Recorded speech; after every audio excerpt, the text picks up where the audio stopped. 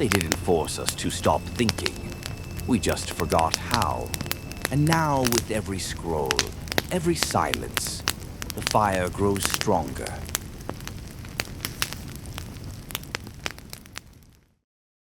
Across the United States, school boards are pulling books from shelves.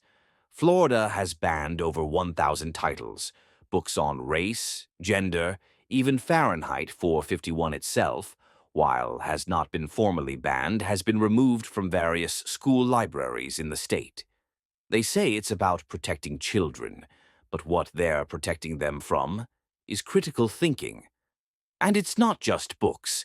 On social media, information is curated, not for truth, but for engagement. Algorithms don't care about facts, they care about clicks. Misinformation spreads faster than truth. Nuance disappears. And what we're left with is no longer information or facts. We are left with curated opinions of others, living in a constant state of being sold something, sold a mindset, sold an opinion. I ask you to wonder, to think, and to question if we are truly much different than those who burned the books. How much different is it to keep the books around unburned if access to them is still unattainable?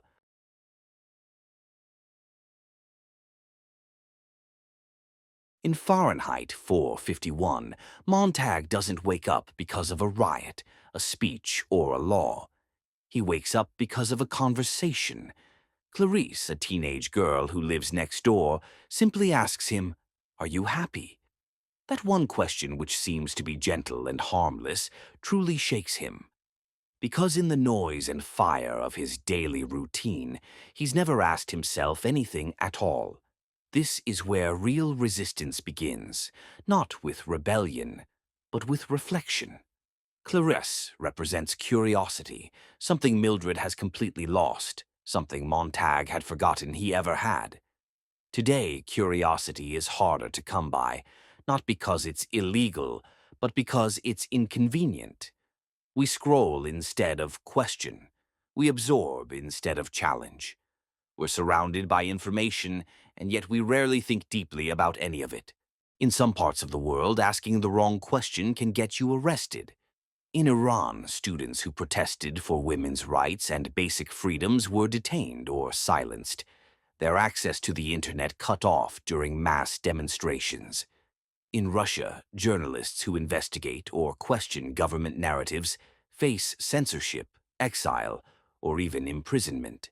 In China, online forums and social media platforms remove politically sensitive questions almost immediately, ensuring that inappropriate conversations are never seen by the public. Mildred doesn't ask questions. She doesn't challenge the system. She doesn't burn books or enforce laws. But she is still the most terrifying character in Fahrenheit 451 because she doesn't have to be forced to obey. She does it willingly. Her days are spent locked inside a room filled with 3 massive parlor walls, giant interactive screens that blur the line between entertainment and reality. She calls the characters on these screens her family. She knows more about fictional lives than about her own husband, and when she overdoses on sleeping pills, no one is surprised, not even Montag. The emergency workers who revive her don't call a doctor. They use a machine. They don't ask how she feels. They don't talk to her. They just vacuum her out and leave. In Bradbury's world, even pain has become mechanical. Emotion is optional. Feeling is a glitch. The average person spends over 7 hours a day looking at screens.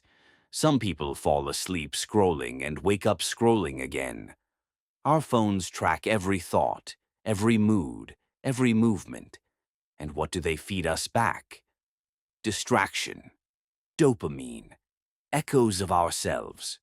When Montag tries to read to Mildred, she panics. She calls books confusing, contradictory, and upsetting. She says, "Books aren't people. You read and I look all around, but there isn't anybody." Her world is flat, safe and curated. She doesn't want to think. She just wants to feel good. This sounds familiar. In our world, content is customized. We rarely hear opposing views unless we search for them. We avoid uncomfortable conversations in favor of algorithmic comfort. Even when there's a crisis, we often consume it like entertainment, scrolling past bombings, school shootings, and wildfires, as if they were part of the same feed as dance trends and meme edits. Mildred is the person who chooses distraction over discomfort, not because she's stupid or evil, but because it's easier, because it's safer, because it's what the system gave her, and that's what makes her so relevant. We often think of censorship as something loud: book burnings, banned speeches, blocked websites. But Bradbury knew better.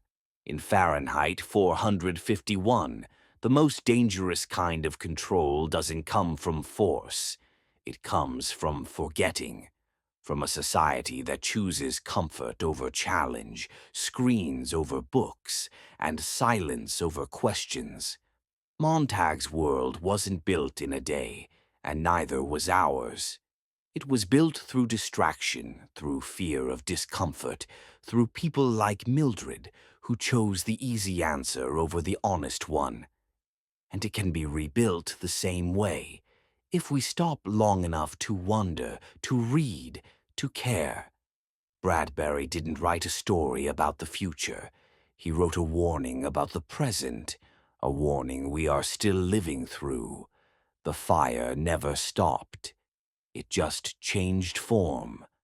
And now the question isn't what Montag will do next. It's what we will.